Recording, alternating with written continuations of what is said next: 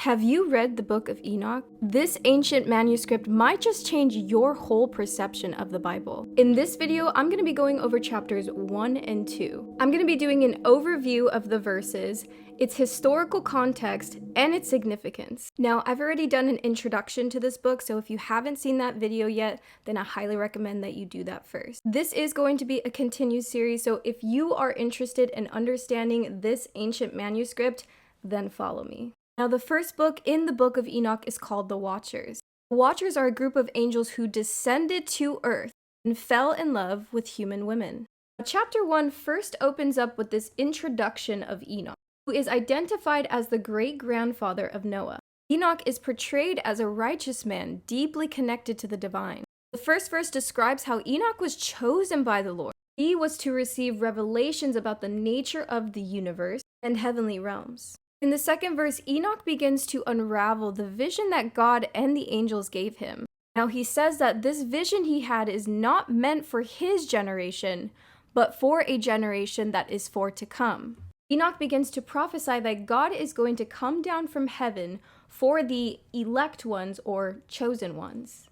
He goes on to tell us that God's arrival is going to be powerful, cause fear and trembling among angels. In verse 5, he starts to talk about how God's appearance will start to make a huge, significant change on the earth, meaning significant natural events like mountains shaking and melting. He says the earth will be torn apart and there will be judgment for all people. But he does mention that the righteous will find peace and protection. They will belong to God and be blessed. Now, I want to go back to verse 4 really quick. There is a reference to Mount Sinai in this verse. The mention of Mount Sinai is very important because that's where Moses received the 10 Commandments in the Hebrew Bible.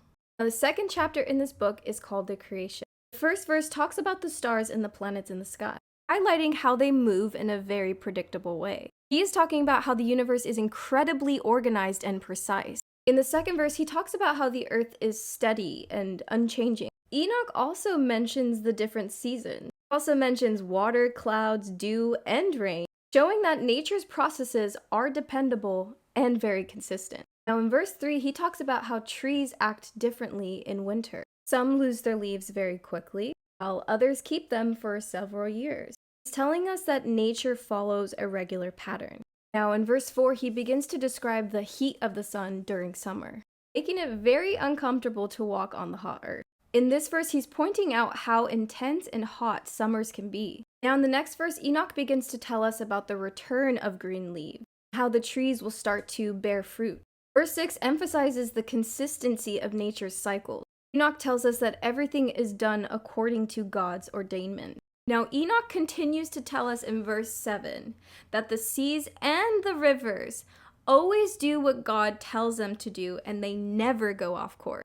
Enoch scolds those who disobey God and say anything disrespectful about him.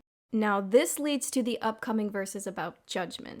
Verses 9 through 15 kind of all go together. These verses explain what happened because of what people do. Bad people will face a curse, but good people will get forgiveness, peace, and salvation. The final verses 16 and 17 tells us about what will happen to the chosen ones. Enoch says that the chosen ones will get wisdom, stay away from sin, and have a life of peace, happiness, and endless joy. The chosen ones will basically just be rewarded for doing what's right. The next video I do post will be on chapters 3 and 4. 3 is about the fallen angels, and 4 is about the intercession of angels. So if you want to know more about this ancient manuscript, then follow me. Also, if you would like to read this book on your own, I have already put a link in my link tree for this. It is a PDF file, so if you want to do a deeper dive for yourself, it is already there accessible for you. Please do follow me on my YouTube channel as well. If for some reason I am not able to continue this series on TikTok, then I will be continuing it on YouTube.